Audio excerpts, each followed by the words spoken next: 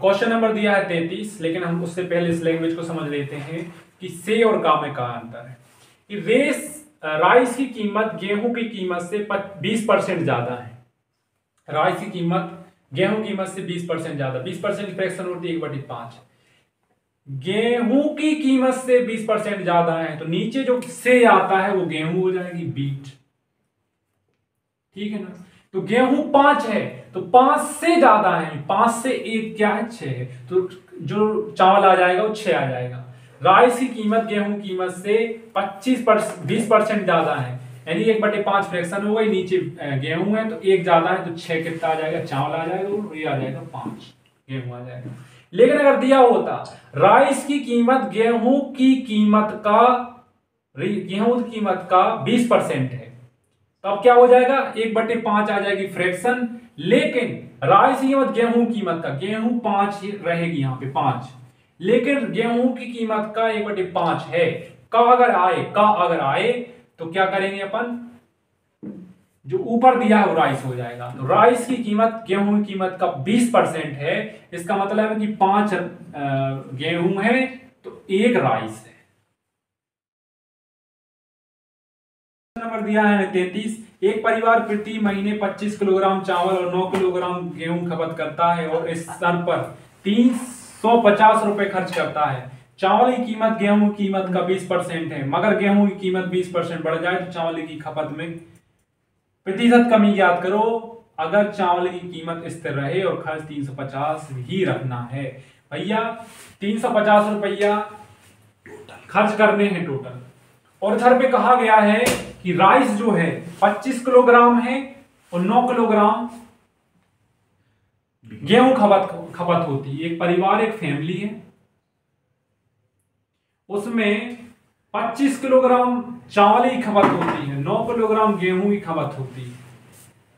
और इसमें सवाल में कहा गया है कि 350 रुपए खर्च करने हैं, बस 350 रुपए खर्च करने हैं। 9 किलोग्राम गेहूं और 25 किलोग्राम चावल खरीदने में एक परिवार 350 रुपए खर्च करता है। और कहा गया है क्वेश्चन में कि चावल की कीमत गेहूं की कीमत की 20% है।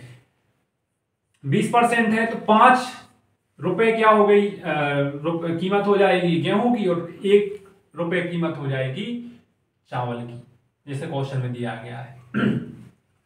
तो 9 पना 45 रुपए की गेहूं आ जाएगी और 25 रुपए की एक 25 तो 25 रुपए की चावल आ जाएंगे। तो टोटल 70 रुपए खर्च हुए, लेकिन एक्चुअल में 350 रुपए खर्च हुए। तो 1 रुपए की कीमत कितनी आ जाएगी, 5 रुपए आ जाएगी।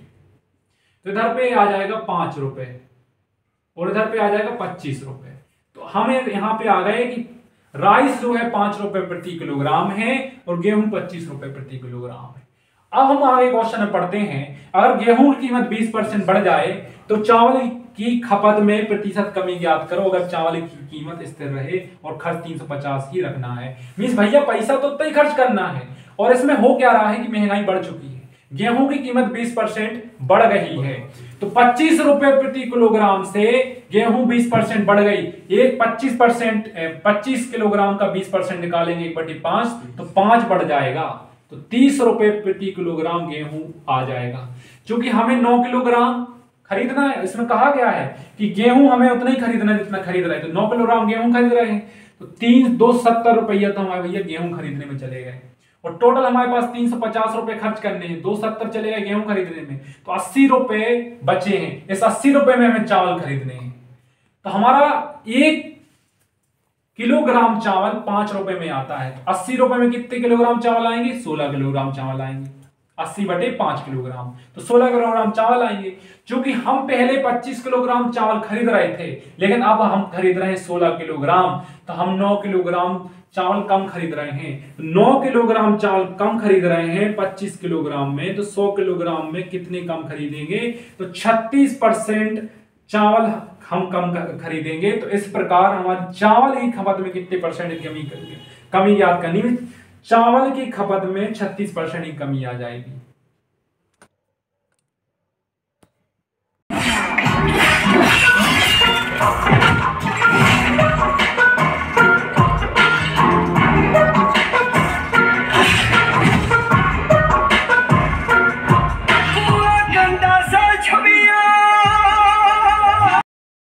सॉल्यूशन का हम सेकंड मेथड देखेंगे कि देखो पहले तुम्हारे राइस और व्हीट दिया है, 9 किलोग्राम हम गेहूं खरीद रहे थे, 25 किलोग्राम हम राइस खरीद रहे थे, और कीमत जो थी 20% थी।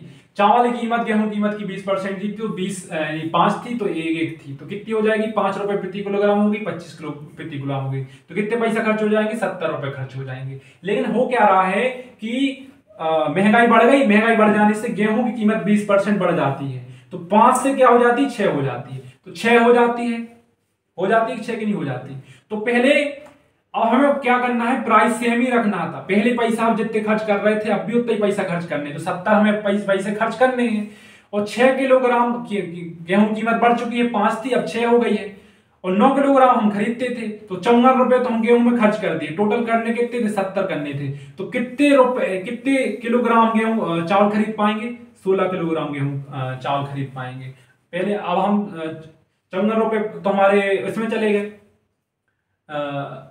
गेहूं खरीदने में 70 हमें खर्च करने थे, और 16 रुपए, क्योंकि एक रुपए में 1 रुपए प्रति किलोग्राम हमारी चावल की कीमत है, तो 16 रुपए प्रति किलोग्राम से 16 किलोग्राम हमने चावल खरीद ली।